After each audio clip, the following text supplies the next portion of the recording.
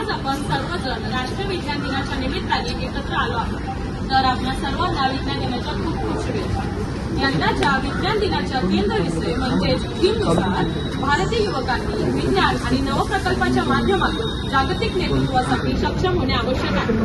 विज्ञान हे केवळ प्रयोगशाळेपुरतं मर्यादित नसून तर समाजाच्या उन्नतीसाठी आणि लोकांच्या दैनंदिन आयुष्यात महत्त्वपूर्ण भूमिका बजावते। आपल्या समोर आम्ही सूक्ष्मजीवशास्त्र विभागाचे पदव्युत्तर वर्गाचे विद्यार्थी आज विज्ञान दिनाचे औचित्य साधून वैज्ञानिक जनजागृतीसाठी प्रोफेसर उल्हास पाटील सर लिखित व दिग्दर्शित आरोग्य जाणीव हे पथनाट्य सादर करीत आहोत। या नाटकाच्या माध्यमातून आम्ही समाजात आरोग्य आणि स्वच्छतेचे जागरूकता निर्माण करण्याचा प्रयत्न करीत आहोत। हे नाटक केवळ मनोरंजनासाठी नसून विचार करायला लावणारे आहे। तर आपण सर्वांनी यातील संदेश लक्षपूर्वक ऐकावा आणि तो आपल्या दैनंदिन जीवनात अंमलात आणावा हीच विनंती। चला तर मग विज्ञानाचा संदेश घेऊन समाज जागृत करण्यासाठी पुढे जाऊ।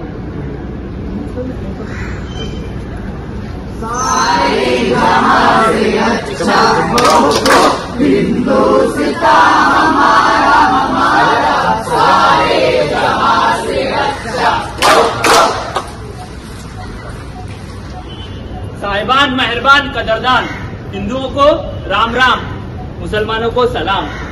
अरे ये सब हो गया पुराना मेरे प्यारे हिंदुस्तानी भाइयों और बहनों।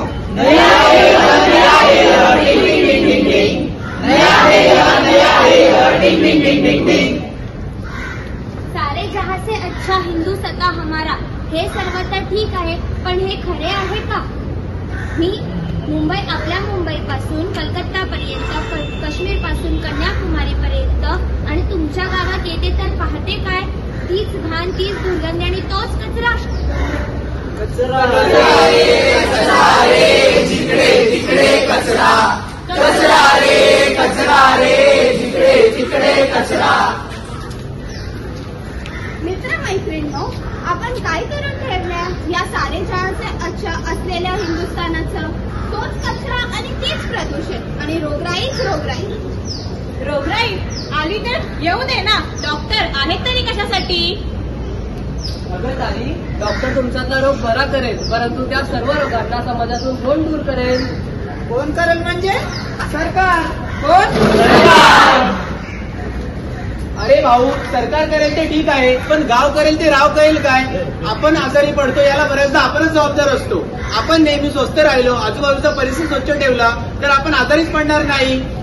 वा वा वा, छान सांगतोस तू। हे घे बरं पाणी आणि जरा निवांतपणे सांग।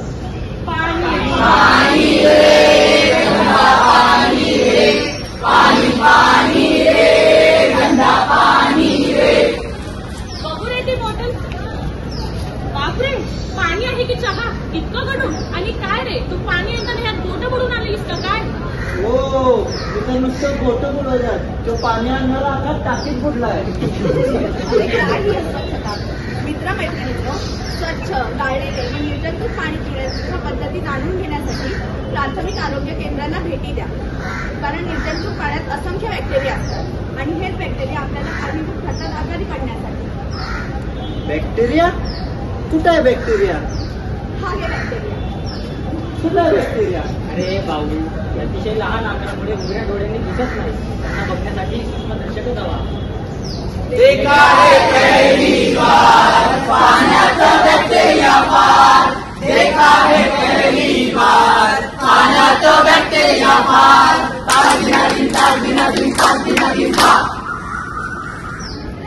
पाण्यातच नव्हे तर अन्नातूनही बऱ्याच बॅक्टेरियांचा शिरकाव होतो, त्याच्यामुळे आपल्याला कॉलरा, टायफॉइड, डायरिया असे अनेक आजार होऊ शकतात। परंतु आपण निर्जंतुक पाणी आणि पूर्णपणे शिजवलेलं अन्न खाल्ले तर घाबरायचे कामच नाही आणि हात मात्र स्वच्छ धुतले पाहिजेत बरं का। हात धुताना वापरा साबण रे, हात धुताना वापरा साबण रे, येता जाता धुवा तुम्ही हात रे, येता जाता धुवा तुम्ही हात रे। सगळी स्वच्छ निभावी, सगळी स्वच्छ निभावी, आपल्या बॉडीची घाण रे, आपल्या बॉडीची घाण रे। बरं, ते सगळं ठीक आहे, मी माझी पूर्ण व्यक्तिगत स्वच्छता ठेवते, तरी मला डेंग्यू तरी मला झालंच कसं काय? आणि माझ्या बापाला चिकनगुनिया. येता जाता मी धुते हातपाय, येता जाता मी धुते हातपाय, तरी मला मलेरिया झालंच कसं काय? फ्रेंडशिप अफेयर ना लवे लिया हुआ, ये गया यारो इसको मलेरिया हुआ, मलेरिया हुआ, जेनेरिक मलेरिया हुआ. खरंय मित्रांनो, आपल्या व्यक्तिगत स्वच्छतेबरोबरच आपल्या परिसराची स्वच्छता ठेवली पाहिजे. आपल्या सभोवताली पाणी सांडपाणी साचू देऊ नये, ज्यामुळे डासांचा प्रादुर्भाव होणार नाही व मलेरिया, डेंग्यू, चिकनगुनिया यांसारखे आजारही होणार नाही. अहो ताई, आमच्या गावात स्वच्छता नाही म्हणून आजार आहेत हे समजलं, पण त्या शहरात राहणाऱ्या बलवीर पाशाला एड्स कसा काय? गंदी बात, गंदी गंदी गंदी गंदी गंदी बात, गंदी बात, गंदी गंदी गंदी गंदी गंदी बात. अरे गंदी बात कसली? चला तर मग एड्स या आजाराविषयी मोकळेपणाने चर्चा करूया. एड्स हा आजार 3 कारणांनी पसरतो. HIV बाधित व्यक्तीशी लैंगिक संबंध ठेवल्याने. 2, HIV सुई, इंजेक्शन इत्यादी वापरल्यामुळे. 3, HIV बाधित आईपासून तिचा बाळास. हे सर्व टाळ्यात आपण एड्स या आजारापासून दूर राहू शकतो. एड्स प्रमाणेच नव्याने उद्भवणाऱ्या विषाणूजन्य आजारांचे सावट जगावर पसरू लागले आहे. जनुकातील उत्परिवर्तनामुळे नवनवीन आजार पसरू लागले आहेत. परिणामकारक उपचार पद्धती उपलब्ध नसलेला व महामारीचे उग्र रूप धारण करणारा कोविड हा आजार कोरोना या नाविन्यपूर्ण विषाणूजन्यमुळे पसरला होता. अरे पसरला होता काय म्हणताय? अजूनही कोरोनाचा धोका कळलेला नाही. जनहित में सूचना जारी है, ये हवा में फैलने वाली बीमारी है, जनहित में सूचना जारी है, चेहरे पे मास्क लगाना जरूरी है, जनहित में सूचना जारी है, 2 गज की दूरी अब मजबूरी है, जनहित में सूचना जारी है, कोविड का टीका लगवाना जरूरी है, जनहित में सूचना जारी है. बूस्टर डोज लगवाना जरूरी है. मित्रमैत्रिणींनो, corona, bird flu, swine flu, chikungunya, Guillain Barre syndrome. अरे गुलियन बार सिंड्रोम म्हणजे? अरे GBS अशा विषाणूजन्य आजारांविरोधातील लढाई आपल्याला जिंकायची असेल तर आपल्याला संपूर्ण समाजाला व राष्ट्राला एकत्र यावे लागेल.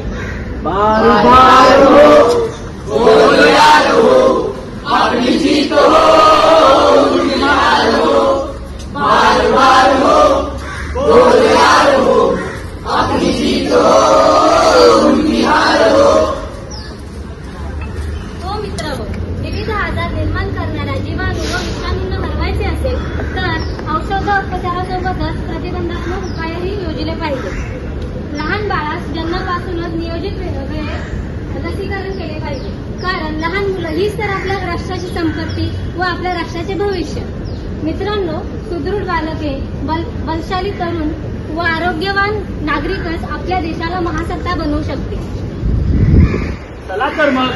मी भारी, आपलं गाव भारी, आपलं शहर भारी, माझा देश भारी.